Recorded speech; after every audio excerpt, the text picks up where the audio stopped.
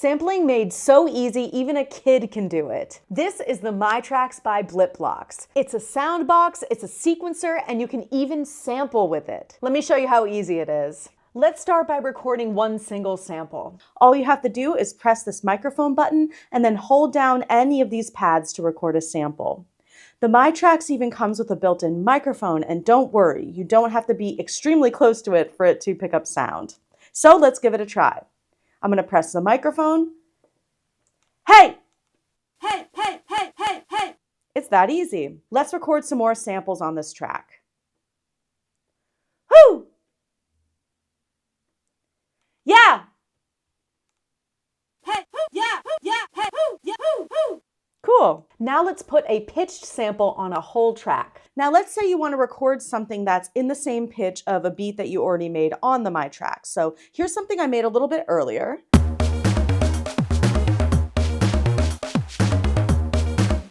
And if I want to sample in the same key, I'm going to press on the instrument button just below the track I want to sample on to load up one of the ready-made sounds.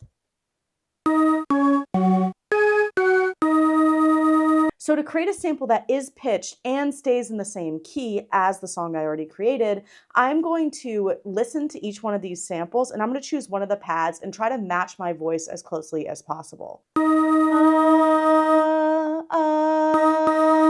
This time, instead of just clicking on the microphone button, I'm going to hold it down. And by doing that, it's going to record the sample the same way on the pad that I selected, but also spread out the pitch on individual notes on the track that are going to stay in the same key as the song I created. So again, let's try to match that pitch and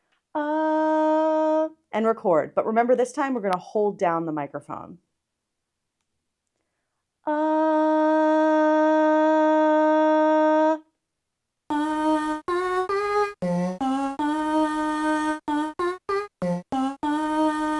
Okay, let's hear it with the beat.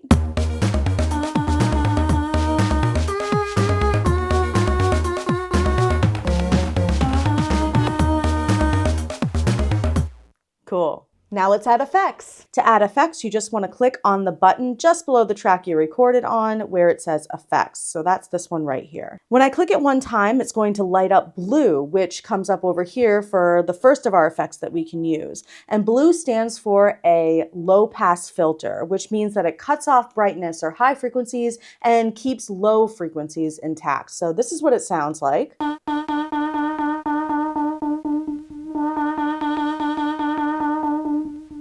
That's a pretty cool effect.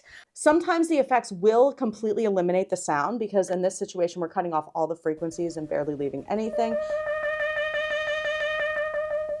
But just play around a little bit with the lever and you should be able to get some effects in action. Another effect that I really like is pitch bend, which changes the pitch of the sample. It sounds really cool. I love that. If we press the effects again, it's going to light up pink, which aligns with our second effect. And pink stands for echo or a delay.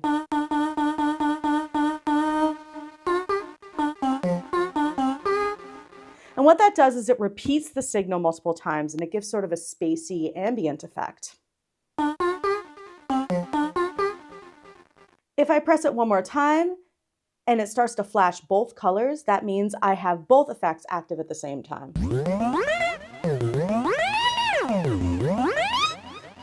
So there's lots of really cool options here. I'm going to stick just with the echo for now. You can transpose the samples you just recorded by holding down the instrument button.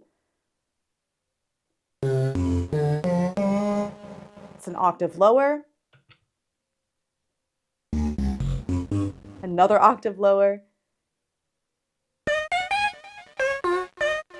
And an octave higher. It's time to record. We're going to press the record button and then play along some of our samples with the beat that we already made.